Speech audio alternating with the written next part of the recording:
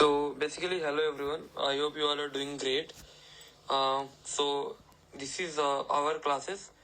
So GNG classes. Okay. So doubt you can ask 24/7, and my contact number is given. You can call me for any doubts. Okay. Even if you want to join the class, or even if you want to have, even if you are asking any doubt, अगर कोई भी अगर आपका doubt है तो आप कुछ भी पूछ सकते हो मेरे से. Then मैं पढ़ाता हूँ class 11, 12 and ISC Commerce. Okay. Means everything in commerce I teach. Okay. Even though I teach for class 10th and मैं basically CA और CMA foundation भी पढ़ाता हूँ. ठीक है. Even I am a CA finalist. Okay. And I have also done BCom. Okay. MCom and I'm a CA CMA finalist. Okay. So मेरा address जो दिया हुआ है यहाँ पे नियर इंडस हॉस्पिटल आंदोल road. I guess you all know. And contact number is given. Okay. So if you want to join you can call me here. Okay. So basically ये जो होता है ना ये एक इंट्रोडक्शन नॉर्मल वीडियो और ये जो है ये इकोनॉमिक्स का मैंने क्लास 11 का नोट्स इसमें डाला हुआ है. सो बेसिकली ये जो है ना अगर आपको ये मैं आपके लिए फ्री वीडियो डाल रहा हूँ. अगर आपको पसंद आया तो you can like share and subscribe and even if you can share with your friends. Right. So इससे क्या होगा ना कि I will be get motivation like मेरे को अपलोड करना है and I will be uploading free videos. Okay. All will be free. Okay. For you all and for final exams of yours. Okay. So let's start. So अभी जो हम लोग जो करने जा रहे हैं वो बेसिकली चैप्टर 11 है. That is the structural changes in the Indian economy after liberalization. तो देखो ये जो चैप्टर 11 है ना ये डील करता है structural changes in the Indian economy. तो क्या क्या बदलाव हुआ था, क्या क्या चेंजेस हुआ था पोस्ट 1991 के बाद. राइट. तो 1991 के बाद क्या क्या बदलाव हुआ था आफ्टर लिबरलाइजेशन. ओके. सो ये सब चीजें हम देखने जा रहे हैं. सो देखो लेट्स स्टार्ट करते हैं. अच्छा पहले इसको स्टार्ट करने से पहले ना मैं एक चीज बताना चाहूंगा. Just a second. सुनना. देखो ये जो ईयर है ना ये जो ईयर है 1991. ओके. इससे पहले ना तुम बोल सकते हो ना कि जो पब्लिक जो सेक्टर है पब्लिक सेक्टर का मतलब क्या होता है. Just a second. ये जो पब्लिक सेक्टर था ना that is nothing but government sector. Right. इसका ना बहुत ज्यादा मतलब ह्यूज पावर था इन लोग का. ठीक है. Huge power. Okay. And huge responsibility. So basically ये लोग जो थे ना ये जो गवर्नमेंट जो सेक्टर था ये क्या करता था ये मिसयूज करता था. राइट. ये क्या करता था मिसयूज ऑफ पावर. तो ये लोग ना अपना पावर्स को मिसयूज करते हैं. नॉट इवन ओनली मिसयूज जो कि काम को जो डिले करना होता है एंड ये सब. राइट. सो एक इम्पॉर्टेंट बात ये है यहाँ पे ध्यान से सुनना कि जो 1991 था. ओके. ये जो 1991 का जो पीरियड था इस समय हम लोग के जो फाइनेंस मिनिस्टर थे उनका नाम था. ओके. फाइनेंस जो मिनिस्टर थे उनका नाम था डॉक्टर मनमोहन. एक सेकंड में लिख देता हूँ. मनमोहन सिंह. ओके. सो उस समय ये हमारे पीएम नहीं थे. ये उस समय हमारे फाइनेंस मिनिस्टर थे 1991 में. Okay guys. सो उस समय ना इंडिया का जो हालत है ना वो पूरा का पूरा जो हालत था वो था पूरा पाकिस्तान जैसा. हुआ यूं था कि हमारे पास उस समय there was no money in the country. Okay. India पूरा सफर कर रहा था बेगरी से. Okay. And we were just ये running in losses. Only losses and losses ही हो रहा था. राइट. सो बेसिकली ये जो चैप्टर है ना इसमें हम लोग ये पढ़ेंगे कि पोस्ट लिबरलाइजेशन के बाद हमारे इंडियन इकोनॉमी में क्या क्या चेंजेस हुए और किस तरीके से हुए. So let's start with the introduction. तो सुनना यहाँ से ध्यान से. यहाँ पे बोलता है क्या है. Since 1991 there has been a major changes in the strategies of the development of Indian economy. तो 1991 के बाद से बहुत सारा चेंजेस किया गया डेवलपमेंट में हमारे इंडियन इकोनॉमी में. सुनना यहाँ पे क्या लिखा हुआ है. उसके बाद 1991 के बाद जो हमारे जो डॉक्टर मनमोहन सिंह थे उन्होंने 3 पॉलिसी को लाया. The policy was based on the 3 major policy. Number 1 the policy of liberalisation, the policy of privatisation and the policy of globalisation. So एक बात बताओ ये जो हुआ था ये जो 1991 जो मैं बार बार मैं बोल रहा हूँ कि पोस्ट 1991 तो ऐसा क्या हुआ था कि जिसके वजह से हमारी जो पॉलिसी जो है हमें ये जो पॉलिसी है उसको क्या करना पड़ा चेंजेस लाना पड़ा. क्या रीजन क्या था इसके बीच में तो वो अभी हम लोग देखेंगे. देखो क्या क्या रीजन है. Number 1 need for the economic reforms. देखना यहाँ पे ये हुआ था. देखना need for the economic reforms में क्या बात है. Weakness of the pre 1991 policies. तो ये जो 1991 का जो पॉलिसी था ना वो बहुत ज्यादा वीक था. बोलता है यहाँ पे it resulted in the low rate of economic growth, rising unemployment. तो जो ग्रोथ रेट था ना बहुत ज्यादा कम था, और जो अनएम्प्लॉयमेंट था वो बहुत ही ज्यादा था। मतलब मैं बताता हूँ, अनएम्प्लॉयमेंट जो है कि लोग जो है ना वो काम तो करना चाहते थे लोग। देखो ये जो बंदा है, ये इंसान जो है, ये काम तो करना चाहता है, लेकिन यहाँ पे मतलब एम्प्लॉयमेंट, अगर ये एम्प्लॉयमेंट रहेगा तभी तो ये काम करेगा। तो there was no employment at all. Okay, तो rising unemployment, stagnation in the domestic saving, okay, and investment. तो ये जो इन्वेस्टमेंट है ना और ये जो डोमेस्टिक सेविंग, ये एकदम थम सा गया था, एकदम रुक गया था। और ये जो हमारा जो इंडिया का जो इकोनॉमी था ना वो एकदम नीचे गिर गया था, एकदम नीचे आ गया था। ठीक है, तो हमारे पास ना खाने के लिए पैसा था। जस्ट लाइक राइट नाउ, अभी एक देश है जानते हो ना, पाकिस्तान। जैसे पूरा पाकिस्तान का हालत है 1991 में, अगर डॉक्टर मनमोहन सिंह ने अगर ऐसा काम नहीं किया रहा था, अगर नया फाइनेंस पॉलिसी अगर नहीं बनाया रहा था, तो आज हम लोग यहाँ पे नहीं रहते। ओके गाइस, और हम लोग आज इतना दूर, इतना आगे नहीं बढ़ पाते। सो क्या हुआ था कि poor performance of the public sector industries. यहाँ पे अगर तुम बोलोगे ना कि भैया क्या मेन रीजन था, तो भाई मेन रीजन ना ये पब्लिक सेक्टर इंडस्ट्रीज ही था। ये जो पब्लिक सेक्टर था ना, ये क्या करता था पता है आपको? ये जो पब्लिक सेक्टर है ना, ये था डेट इज नथिंग बट, इसको हम लोग बोलते हैं गवर्नमेंट सेक्टर। ओके, तो ये जो गवर्नमेंट जो सेक्टर था, ये जो गवर्नमेंट सेक्टर के जो भी लोग थे सबके सबसे करप्ट। ओके, और ये लोग ना काम तो नहीं करना चाहते थे, बस इनको क्या चाहिए था? पैसा। ठीक है ना, तो बेसिकली ये सब ना एक one of the major reason था जिसकी वजह से ये सब हुआ। एंड वन मोर थिंग, अगर आप पूछोगे ना कि जो पब्लिक सेक्टर जो था वो एकदम से ना, मतलब क्या बोलूं मैं, एकदम से मतलब खत्म सा हो गया था, राइट। और वहां पे कोई भी तरीके का, और एक चीज ये जो यहाँ पे हम लोग जो पढ़ रहे थे ना, ये जो अनएम्प्लॉयमेंट, तो बेसिकली उस समय 1991 में एम्प्लॉयमेंट का और इंडिया का 90% जो था, ओके, इकोनॉमी जो चलता था वो किसकी वजह से पता है आपको? 90% ऑफ द इकोनॉमी सिर्फ और सिर्फ चलता था एग्रीकल्चर से। तो आप ये बताओ, एग्रीकल्चर अभी कितना बड़ा ही पार्ट है ना? तो एग्रीकल्चर से आप कितना ही कमा लोगे? तो agriculture is not a major part जिससे पैसा आ सकता था। And that Manmohan Singh realises this. Okay, doctor Manmohan Singh with respect. So इसके वजह से ना बहुत ज्यादा वीकनेस हो रहा था इन द प्री 1991 पॉलिसीज, उसको चेंज करना बहुत ज्यादा इंपॉर्टेंट था। इसका अगर तुम सम अप करके बोलूं तो एम्प्लॉयमेंट पूरा स्टैग्नेंट हो गया था, डोमेस्टिक सेविंग्स पूरा खत्म हो गया था, और पुअर परफॉर्मेंस था। बेसिकली जो पब्लिक सेक्टर है ना वो एकदम काम कर ही नहीं रहा था, गवर्नमेंट सेक्टर एकदम करप्टेड था, right. Number 2, major foreign exchange crisis. सुनना यहाँ पे ध्यान से, ये जो मेजर फॉरेन जो एक्सचेंज जो क्राइसिस है ना, इसमें क्या हुआ था कि देखो मैं बताता हूँ, जैसे कि अभी यूक्रेन का जो वार चल रहा है, राइट। तो ये जो यूक्रेन का जो वार चल रहा है, इसके वजह से अभी तुमको पता है कि स्टॉक मार्केट एकदम नीचे है।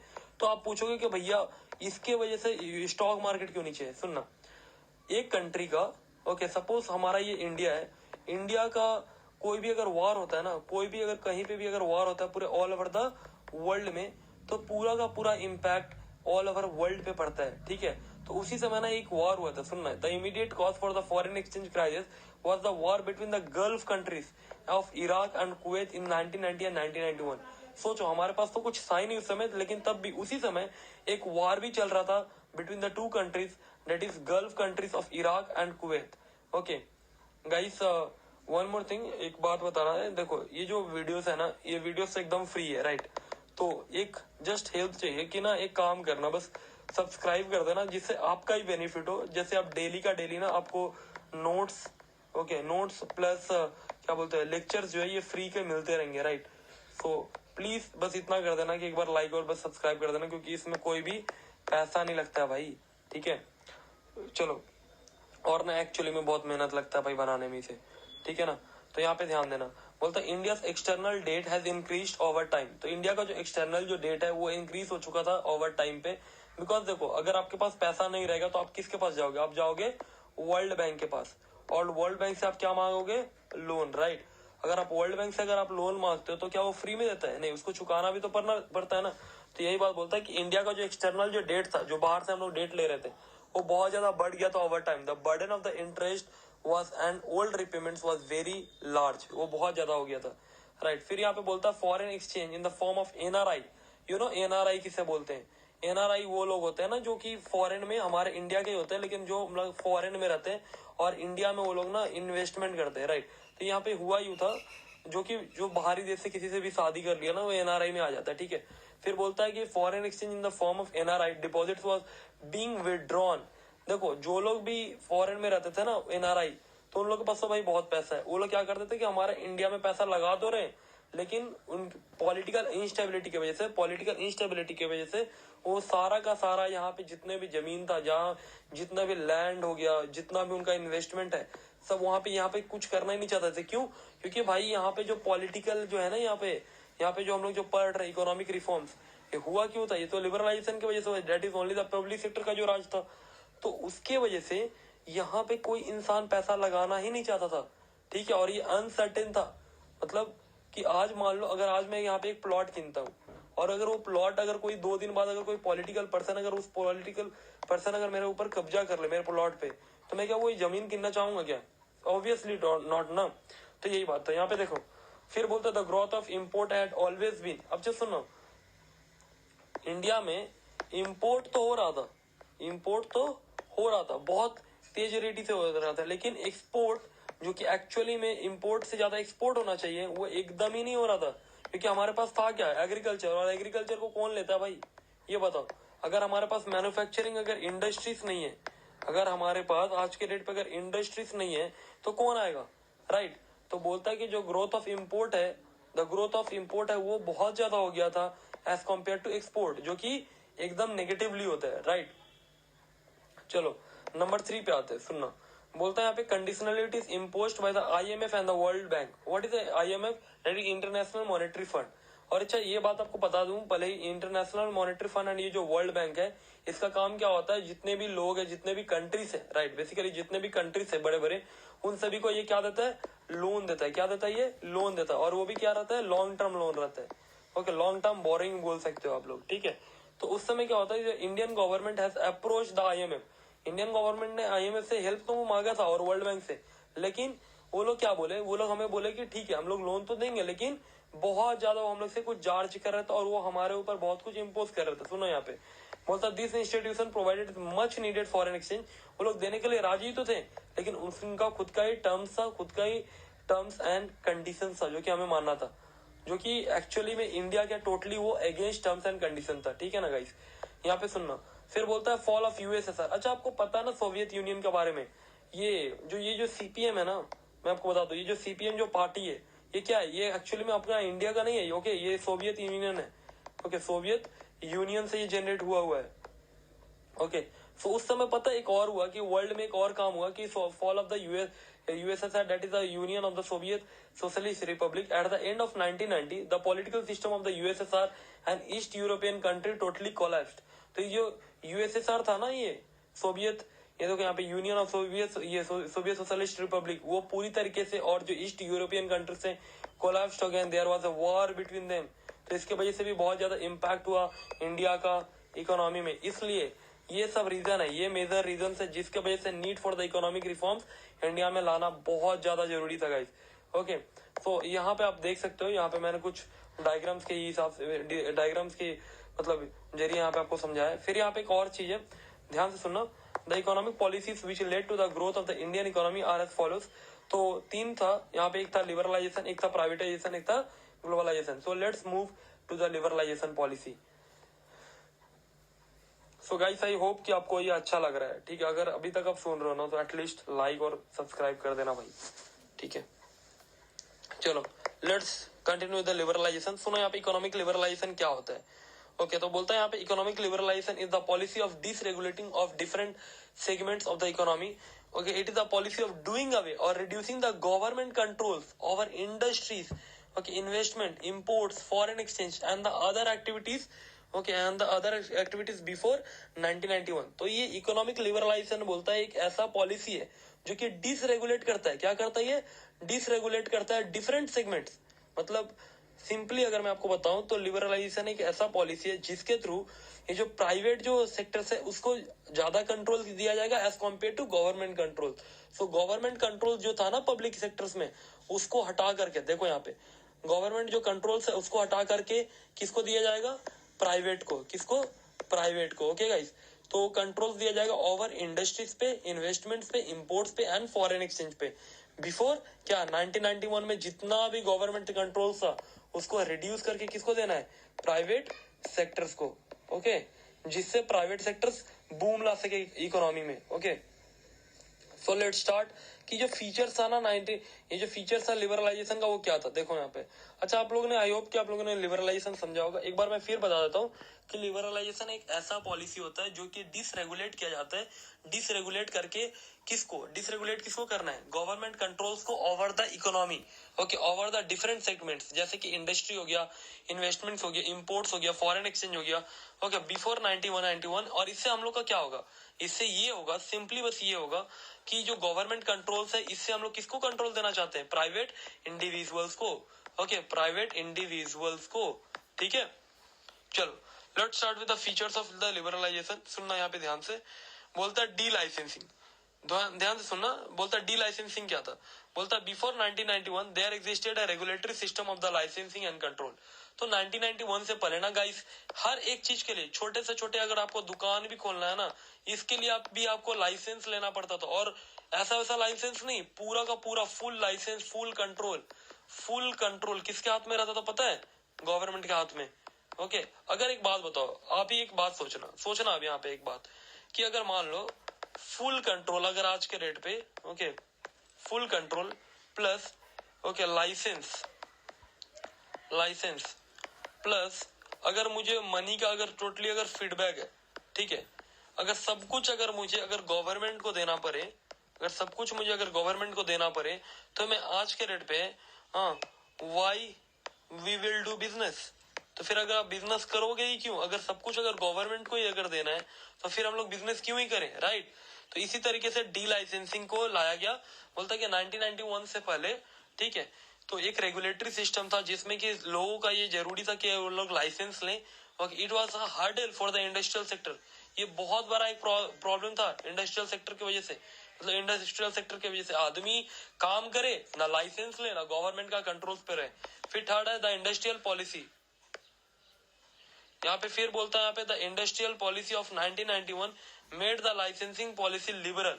तो यहाँ पे याद रखना, जो इंडस्ट्रियल पॉलिसी है ना 1991 के बाद, उसको क्या कर दिया गया? लिबरल कर दिया गया। It was the hurdle for the industrial growth. ये बहुत बड़ा एक प्रॉब्लम क्रिएट कर रहा था इंडस्ट्रियल ग्रोथ में। The industrial policy of 1991 made the licensing policy liberal, मतलब उसको लिबरलाइज कर दिया गया कि भाई ठीक है, जितना काम है ना उसको सही से किया जाए और कम से कम लाइसेंस को मिला जाए। लेकिन यहाँ पे देखना, यहाँ पे ध्यान से सुनना, बोलता है requirements of licensing was abolished. तो पूरी तरीके से जितना भी लाइसेंस लगेगा, इतना ज्यादा लाइसेंस का जो था पूरा गवर्नमेंट कंट्रोल था, उसको पोस्ट 1991 उसको एबॉलिश कर दिया गया फॉर मोस्ट इंडस्ट्रीज। किसके लिए? मोस्ट इंडस्ट्रीज के लिए। एग्जाम्पल के तौर पे यहाँ पे देखो क्या बोला है। और हाँ, याद रखना, लेकिन यहाँ पे जो मोस्ट इंडस्ट्रीज है एक्सेप्ट द 5। अच्छा एक बात सुनो, बहुत सारी चीजें ऐसी है ना, जैसे कि पेट्रोकेमिकल इंडस्ट्रीज हो गया, पेट्रोल पे हो गया, राइट, जैसे अल्कोहल पे हो गया, ओके, अल्कोहल पे हो गया, okay, and for example defence पे हो गया। इसको ना गवर्नमेंट चाहते हुए भी ना इसको डी लाइसेंस नहीं कर सकता, नहीं तो हर एक दिन इंसान क्या करेगा, और आप लोग जैसे बच्चे क्या करेंगे, हर एक दिन क्या करेंगे, सबके सब डिफेंस इक्विपमेंट बनाने लगेंगे, सिगरेट बनाने लगेंगे, हजार्डियस केमिकल्स बनाने लगेंगे, राइट। तो यहाँ पे ना गवर्नमेंट के पास भी कुछ ना कुछ रेगुलेशंस रहना जरूरी है। Just a second guys, sorry. तो the requirements of the licensing was abolished, तो पूरी तरीके से एबॉलिश कर दिया, लेकिन 5 सेक्टर्स में रखा गया, जैसे कि alcohol, cigarettes, hazardous chemicals and defence equipments में उसको रखा गया। एंड इंडस्ट्रीज एक्सप्लोसिव, ओके, ये एक्सप्लोसिव फॉर सिक्योरिटी, तो ये सिक्योरिटी पर्पस के लिए, इंडिया का सिक्योरिटी पर्पस के लिए ये बस 5 सेक्टर्स में लाइसेंस को रखेगा। और बाकी बात हर एक सेक्टर से गवर्नमेंट का कंट्रोल्स को और गवर्नमेंट का लाइसेंस को पूरा मिनिमाइज कर दिया गया और एकदम लो कर दिया गया। Number 2, okay, relaxation in the controlling the monopolies. देखो यहाँ पे एक ना पहले एमआरटीपी एक्ट था, ओके, एमआरटीपी एक्ट क्या करता था, पूरा ये मोनोपोलिस को ना ये रेस्ट्रिक्ट करता था और मोनोपोलिस को कंट्रोल करता था। अच्छा मैं एक बात बताता हूँ, आपको पता है ये मोनोपोली का मतलब क्या होता है? मोनोपोली का सिंपल सा मतलब होता है, जस्ट अ सेकंड गाइस, ये रहा। मोनोपोली का सिंपल एक मतलब होता है, okay, single seller, large number of buyers, okay, large number of buyers, ठीक है गाइस।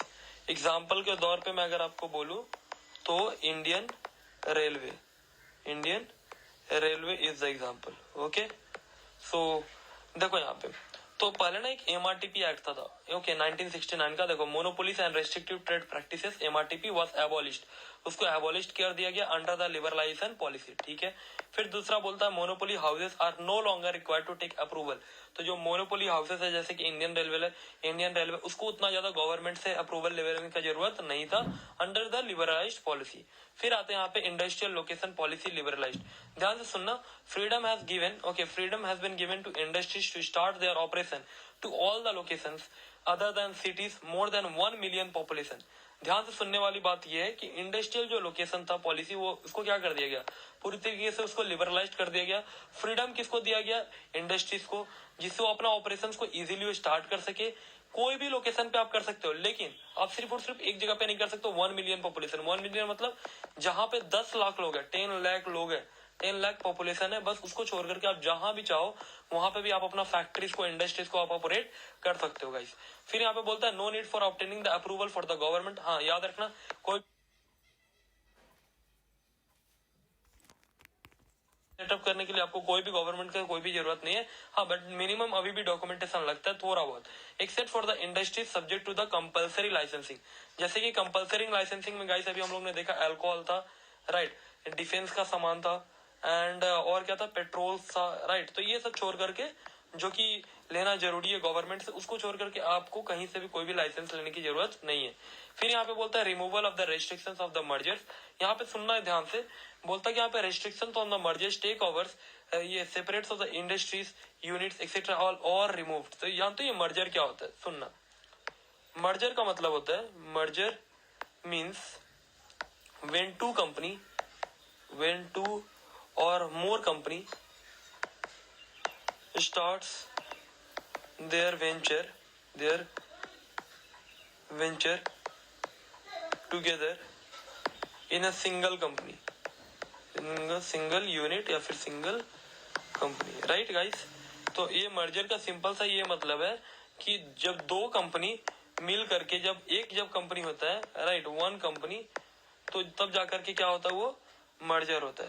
ओके गाइस, सो यहाँ पे देखना, तो पहले ना वो रिस्ट्रिक्शन था कि आप मर्जर्स नहीं कर सकते, मर्जर्स एंड एक्विजिशन को पूरा बंद कर दिया गया था, तो उसको क्या कर दिया गया, रिमूव कर दिया गया। फिर बोलता है liberalisation of the capital market. तो यहाँ पे ध्यान से सुनना, capital market has been made free. तो जो कैपिटल मार्केट था उसको पूरा फ्री कर दिया गया। एक जो न्यू कंपनी है floated now with the issuance of the new share. तो अगर आप चाहते हो, अगर आपका शेयर्स को अगर लिस्ट करवाना, तो आप भी वो करवा सकते थे। ओके, तो अब आते हैं यहाँ पे significance of the liberalisation policy. अच्छा, वन मोर थिंग गाइस, ये जो हम लोग जब ये जो पूरा पढ़ाई कर रहे हैं, आपका मन में डाउट आ सकता है कि पूरा का पूरा ये जो है ना, ये जो आपका जो फ्रैंक रोज का ये जो बुक है, राइट, फ्रैंक आईएससी क्लास 11, तो सारा का सारा note, even each and every words, okay, ये जो ईच एंड एवरी वर्ड, सब कुछ मैंने वहीं से उठाया और सब कुछ मैंने वहीं से लिया है, और पूरा एग्जॉस्टिव नोट से इसको पढ़ने के बाद आपको कोई भी चीज का पढ़ने का जरूरत नहीं है। ओके, सो यहाँ पे significance of the liberalisation policy, ध्यान से सुनना, policy of liberalisation has tried to overcome the problems of control raj. अच्छा, you know what is the meaning of control raj? Just a second.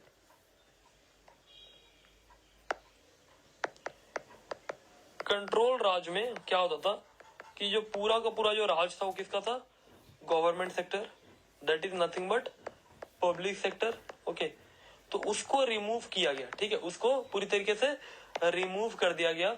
Okay, post क्या 1991 under which policy, liberalisation, okay, privatisation and क्या, globalisation.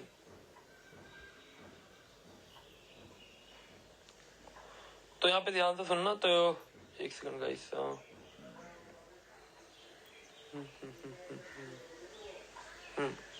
ये रहा, यहाँ पे ध्यान से सुनना, यहाँ पे क्या बोलता है कि यहाँ पे देखना, यहाँ पे, हाँ, यहाँ पे क्या बोलता है कि policy of the liberalisation has tried to overcome the problems of control raj, okay, such as the problems of uncalled delays and corruption.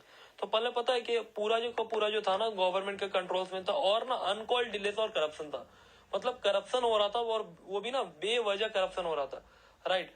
तो मतलब जानते हो जितने भी गवर्नमेंट सेक्टर्स में अभी भी जितने भी लोग हैं, वो सब क्या है, सबके सब करप्ट है, सबके सब ना झूठ मूठ का डिले करता है, जस्ट बिकॉज उनको क्या चाहिए, पैसा, राइट। तो उस समय कंट्रोल राज को पूरा खत्म कर दिया गया। फिर बोलता it has provided the freedom to the entrepreneur, जितने भी नए नए इन्वेस्टर्स है, जितने भी नए नए इन्वेस्टर्स है, उनको पूरी तरीके से फ्रीडम मिला, जिससे वो क्या कर सके, इन्वेस्ट कर सके अपने पैसा को, और जिससे वो क्या कर सके, प्रॉफिट कर सके। अगर वो प्रॉफिट जनरेट करेंगे और अगर ज्यादा से ज्यादा अगर यहाँ पे गाइस कंपटीशन होगा, अगर कंपटीशन होगा तो मार्केट का जो प्रोडक्ट है वो भी लो रेट पे आएगा, और हमारे जैसे जो कंज्यूमर्स हैं उसको क्या मिलेगा, बेटर प्रोडक्ट्स मिलेंगे। ओके गाइस, तो बोलता है यहाँ पे क्या, it has provided the freedom to the entrepreneur, जिससे अपना बिजनेस को इजीली कर सके। बोलता है it has injected a spirit of competition, उसने क्या किया, एक कंपटीशन ला दिया। मैंने जो अभी आपको बताया कि ये जितने भी एंटरप्रेन्योर्स अगर बिजनेस करेंगे तो क्या होगा, कंपटीशन आएगा। तो कंपटीशन जो होगा ना वो बेटर ही होता है। जानते हो गाइस, आपके भी लाइफ में जब भी आप लोग कम्पीट करते हो, क्या करते हो, जब भी आप कम्पीट करते हो एक दूसरे से, तो ना कंपटीशन आपको बेटर ही बनाता है लोगों से, ठीक है। तो it has injected a spirit of competition in the economic system and has encourage the entrepreneurs to undertake the investment. इससे क्या होता है, ये इनकरेज करता है एंटरप्रेन्योर्स की, जिससे वो जितना हो सके उतना वो इन्वेस्टमेंट कर सके, और कंपटीशन ज्यादा होगा तो बेटर प्रोडक्ट्स आएगा, और बेटर प्रोडक्ट्स होगा तो लो प्राइस होगा, अगर लो प्राइस होगा तो बेटर क्वालिटी मिलेगा। Okay guys, so I hope कि मैंने सिग्निफिकेंस ऑफ लिबरलाइजेशन भी आपको पढ़ाने में सक्षम हुआ हूँ। और next let's start with the privatisation. Okay, so देखना है पे, ध्यान से सुनना, बस एकदम छोटा सा अभी थोड़ा सा बचा हुआ है और 10-15 मिनट लगेगा और I will be ending up with this chapter. So देखो, सपोज अपना ये जो चैप्टर था ना 1-1.5 आवर में जो आप पढ़ते हैं, मैं क्या कर रहा हूँ आपके लिए, आपका काम को आसान बना दे रहा हूँ विथ नोट्स, राइट। नोट्स और ये जो लेक्चर्स है that will help you out, okay, to achieve better. I hope, देखो मैं बताता हूँ, मेरा जो आईएससी था ना, जब मैंने आईएससी दिया था तो उस समय ना मैं भी एक अच्छा सा स्कूल से पास आउट हूँ, तो I got 97%, okay, and 97 I got in economics. So I hope कि आप लोग भी इतना अच्छा ही करोगे। एंड नोट्स जो, अगर आप मेरे से पूछोगे कि सर नोट्स क्या हेल्प कर रहा था, तो भाई नोट्स ना सबसे ज्यादा इंपॉर्टेंट नोट्स होता है यार। तो नोट्स अच्छे से पढ़ाई करना, जो भी मैं बना रहा हूँ मैं तुम लोग के लिए कर रहा हूँ, एंड पूरा फ्री में है। सो प्लीज पढ़ाई करो, पढ़ाई पे ध्यान दो यार, ठीक है। और एमडीएस वाले भाई थोड़ा पढ़ ले भाई, ठीक है। तो let's start with the privatisation. तो privatisation basically implies the process which leads to transfer of ownership of public sector enterprises from the government to the, यहाँ पे देखना, टू द प्राइवेट सेक्टर। तो यहाँ पे प्राइवेटाइजेशन में क्या हुआ था, देखो यहाँ पे प्राइवेटाइजेशन में पब्लिक सेक्टर एंटरप्राइजेस से कहाँ पे लाया गया था, पूरा पब्लिक सेक्टर से कहाँ ले गया था, प्राइवेट सेक्टर्स में। बस सिंपल सा मतलब है कि जो भी पब्लिक कंपनीज थी, जो भी पब्लिक सेक्टर था, उसको किस में ट्रांसफर कर दिया गया था, प्राइवेट सेक्टर्स में। ओके गाइस, तो बस यहाँ पे आओ, फीचर्स ऑफ प्राइवेटाइजेशन देखो क्या क्या हुआ था, देखना पे ध्यान से। बोलता है पॉलिसी ऑफ डी रिजर्वेशन, तो that is reducing the number of industries reserved for the public sectors. It was reduced to 3 sectors only for the atomic energy, specified minerals and railways. तो हुआ क्या यहाँ पे पता है, डी रिजर्वेशन। सब कुछ ना पहले क्या होता था, रिजर्व रहता था, क्या रहता था, रिजर्व, किसके लिए, पब्लिक सेक्टर्स के लिए, ओके, पब्लिक सेक्टर्स के लिए। लेकिन अब क्या हुआ पता है, अब पोस्ट जो था 1991 पोस्ट प्राइवेटाइजेशन, उसके बाद क्या हो गया, सबके सबको रिड्यूस कर दिया गया बस। और ये जो है ना, ये सेक्टर्स को बस एटॉमिक एनर्जी, स्पेसिफाइड मिनरल्स और रेलवेज को सिर्फ और सिर्फ रखा गया पब्लिक सेक्टर्स में, और जितने भी सेक्टर्स हैं सबको किस में लाया गया, प्राइवेट सेक्टर्स में गाइस, ओके। फिर बोलता है policy toward the sick public sector undertaking, देखना यहाँ पे revival of sick public sector enterprises. तो जो भी सिक था ना, अब देखो यहाँ पे सिक एंटरप्राइजेस क्या होता है, sick enterprises are those enterprises which has been incurring a heavy loss year after year. तो जो भी पब्लिक सेक्टर था, जो भी पब्लिक सेक्टर जो कंपनीज थे या फिर पब्लिक सेक्टर अंडरटेकिंग फैक्ट्रीज, उसको प्राइवेट सेक्टर्स में ला दिया गया। और जो सिक एंटरप्राइजेस था, जो लॉस अर्न कर रहा था, लॉस ईयर आफ्टर ईयर, उसको हटा करके पूरा रिवाइवल किया गया पब्लिक सेक्टर से पूरा क्या, प्राइवेट सेक्टर्स में। फिर number 3, policy of Navratna and mini Ratna, ये क्या होता है। अब पूछोगे भैया ये नवरत्न क्या होता है, दैट इज 9 कंपनी जो है वो मिल करके बनते हैं नवरत्न। तो बोलता है उसको financial and managerial autonomy provide किया गया महारत्न को। जो गवर्नमेंट से वो क्या किया, ग्रांट करने लगे बोर्ड ऑफ डायरेक्टर्स को फाइनेंशियल असिस्टेंस, जिससे जो कंपनी वो क्या कमा सके, प्रॉफिट कमा सके, और जो कंपनी है वो स्टैब्लिश और सस्टेन कर सके मार्केट में। फिर आता है memorandum of undertaking, that is the MOU. अच्छा गाइस, एमओयू आप लोग को पता क्या होता है, एमओयू होता है ना जो कि टाई अप होता है बिटवीन द 2 डिफरेंट कंपनीज।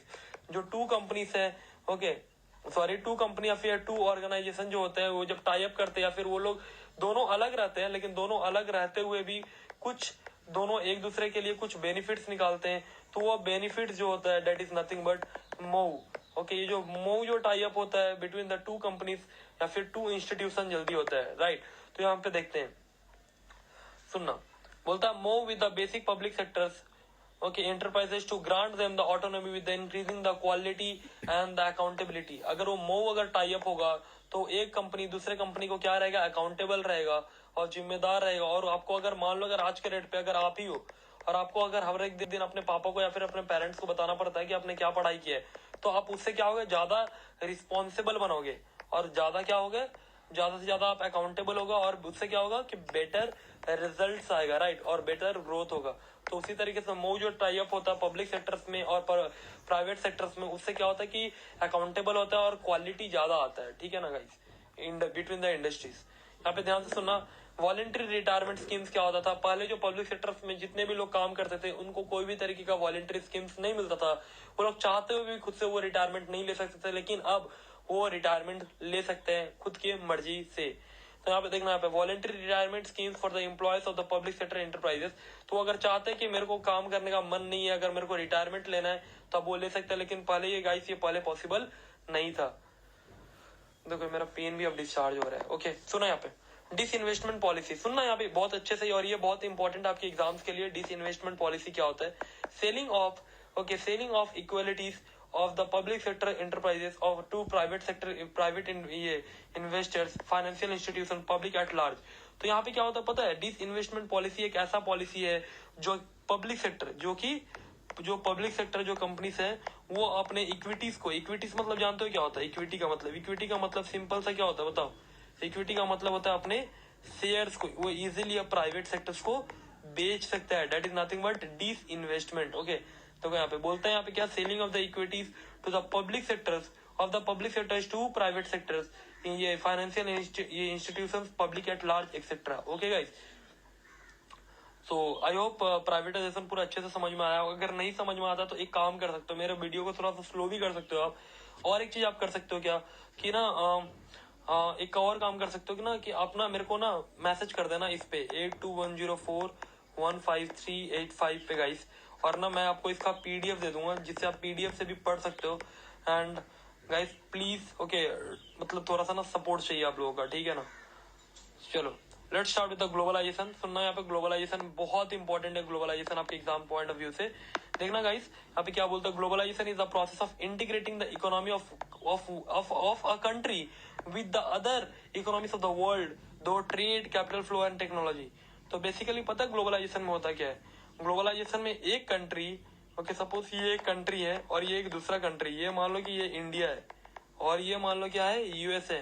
तो ये जो दोनों का दोनों जो कंट्रीज है ये दोनों के दोनों पता है कंट्रीज क्या करेंगे, ग्लोबलाइज्ड रहेंगे और ये लोग import okay comma export okay ये सब में सभी में ये लोग क्या करेंगे, एक दूसरे को हेल्प करेंगे and they will okay work together for the betterment of the society guys, ठीक है।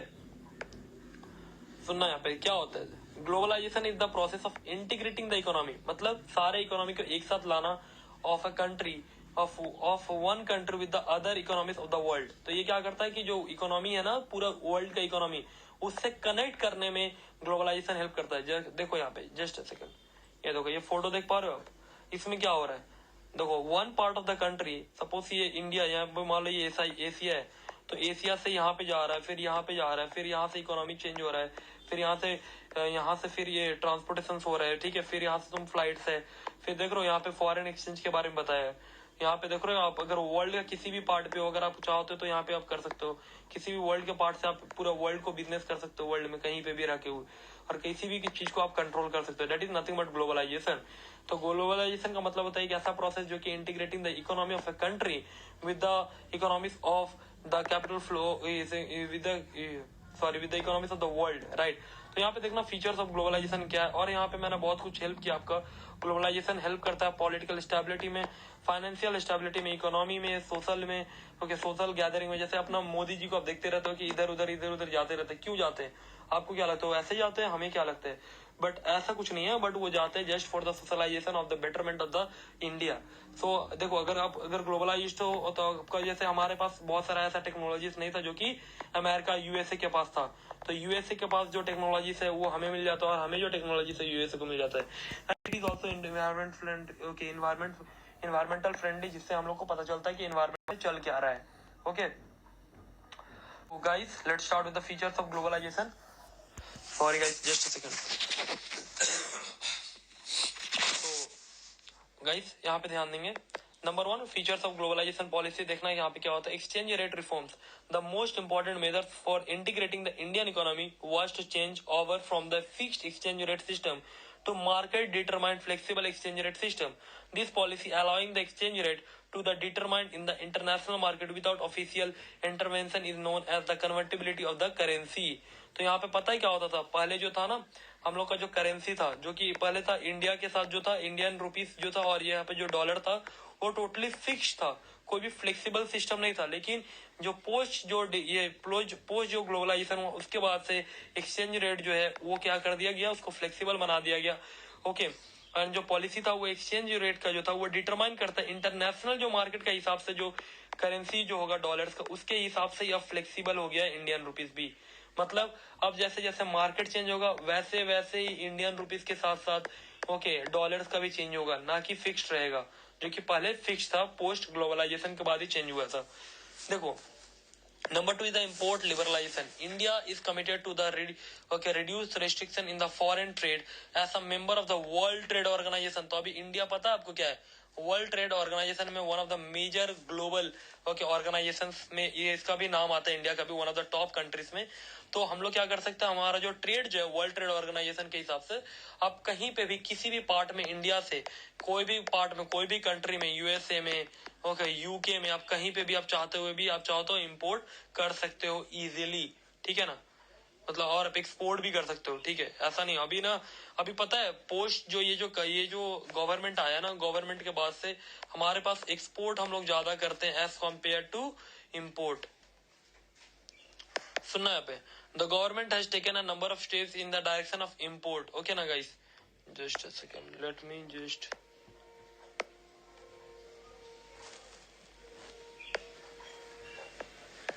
import.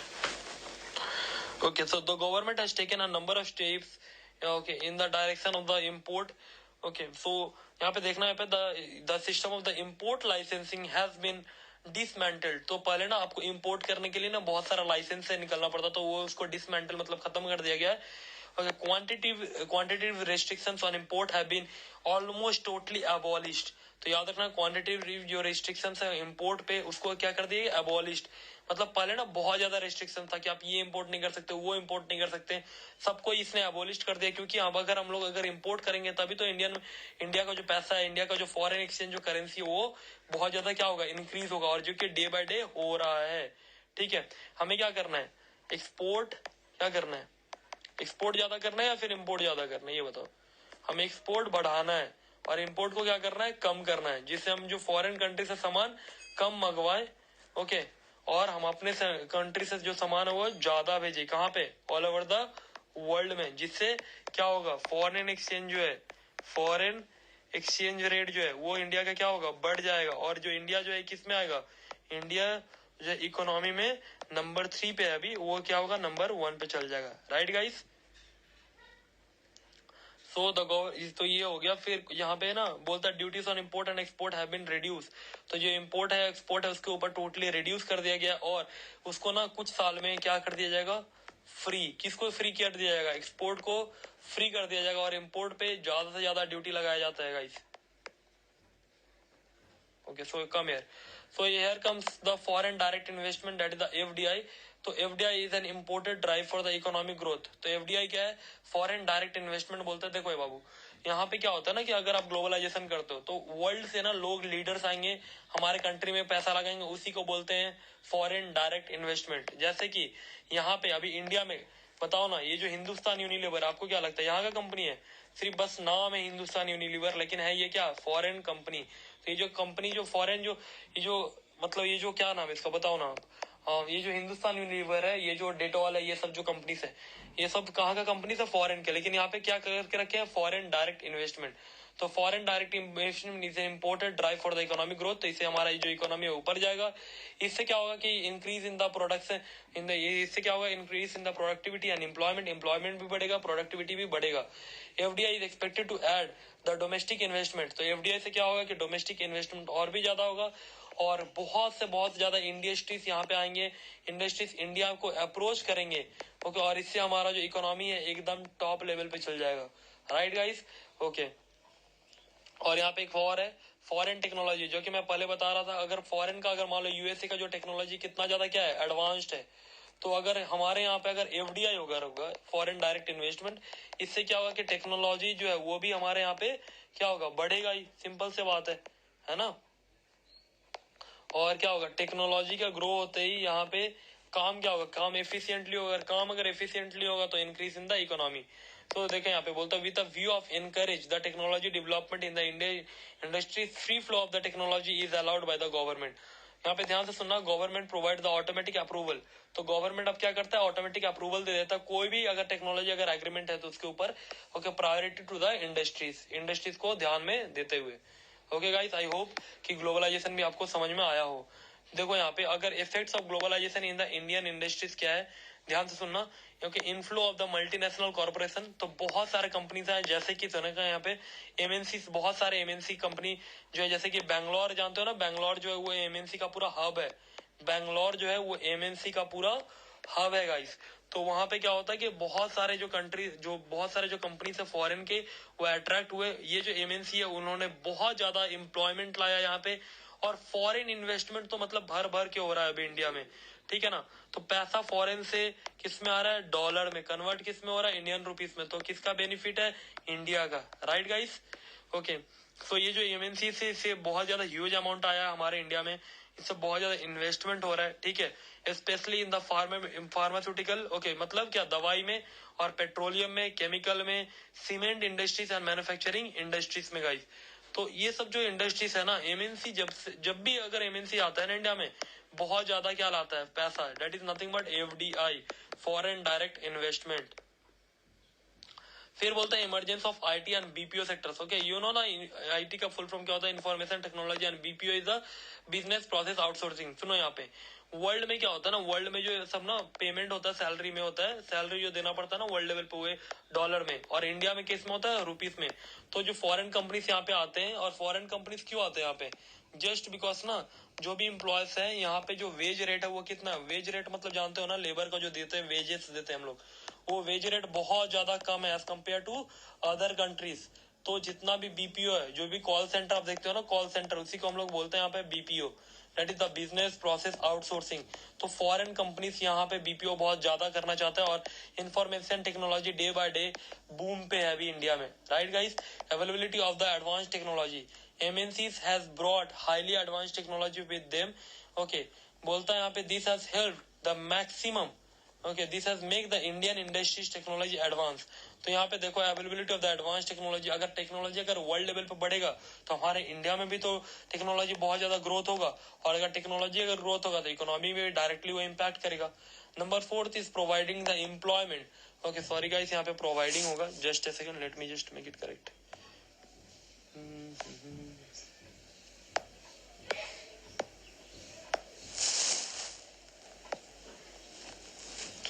Okay guys, yeah, so providing employment of to the skilled workers. Okay, so यहाँ पे याद रखना कि जो भी सीए है, ओके, यू नो ना, आप 12th के बाद आप सीए सीएम ये सब कर सकते हो।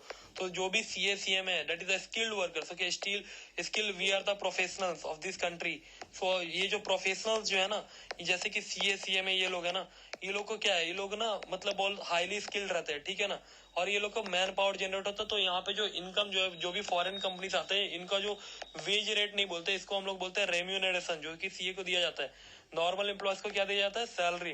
तो ये जो है ना, जो रेम्यूनरेशन का जो रेट रहता है वो भी बहुत ज्यादा हाई मिलता है। देखो यहाँ पे बोलता है setting up of the industries has help to provide the Indian help to provide the employment to many people in the country. तो ये बहुत ज्यादा एम्प्लॉयमेंट जो रेट है वो डे बाय डे इंक्रीज हुआ है as compare to the unemployment rate. जब से एफडीआई होने लगा है, foreign direct investment, The opening of the IT, that is the information technology and the business process outsourcing sectors, has created a tremendous job. इससे बहुत ज्यादा job हो रहा है. आप किसी को भी सुनना, बहुत लोग बोलते हैं कि वो लोग कॉल सेंटर में काम कर रहे हैं. और कौन सा कॉल सेंटर में काम करता है? That is the foreign call centre. और उससे क्या होता है, हमारे यहाँ पे इंडिया में पैसा जनरेट होता है. ओके गाइस, सो यहाँ पे मैंने ग्लोबलाइजेशन का कुछ कुछ फीचर दिया और कुछ कुछ इम्पैक्ट दिया जिसको आप पढ़ सकते हो. ठीक है ना. And that's all for this chapter. Okay, so इस चैप्टर के लिए गाइस बस इतना सा ही था. बस एक काम करना, बस जाने का समय ना, बस ये ना थोड़ा सा ना बस सब्सक्राइब कर देना भाई. ठीक है, जिससे मेरे को मोटिवेशन मिला और मैं ना मोर नंबर ऑफ वीडियोस और मैं मोर नंबर ऑफ लेक्चर्स फ्री में, टोटली फ्री में मैं आप लोग के लिए अपलोड कर सकूं. ओके, और अगर आपको हमारा अगर ऑफलाइन बैच, अगर आप हावड़ा में रहते हो, अगर आप लोग को ऑफलाइन अगर बैच अगर ज्वाइन करना है तो आप मेरे को 8210415385 पे आप कांटेक्ट कर सकते हो. ठीक है, and that's all for this. I hope you have like the video. Okay guys, and I hope कि मैं अच्छे से समझा पाया हूँ ये सब चीज. Okay, and it was that's all from my end. Okay, so मिलते हैं. Bye bye. Okay, till then, piece.